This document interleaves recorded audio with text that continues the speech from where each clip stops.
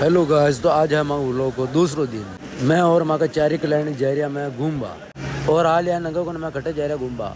तो मैं अभी पहले धामनिया गांव में तो मैं चलती गाड़ी में अपने बालों को सेट करने में लगा हुआ हूँ। तो रास्ते में हमें कावड़ यात्रा देखने को मिली।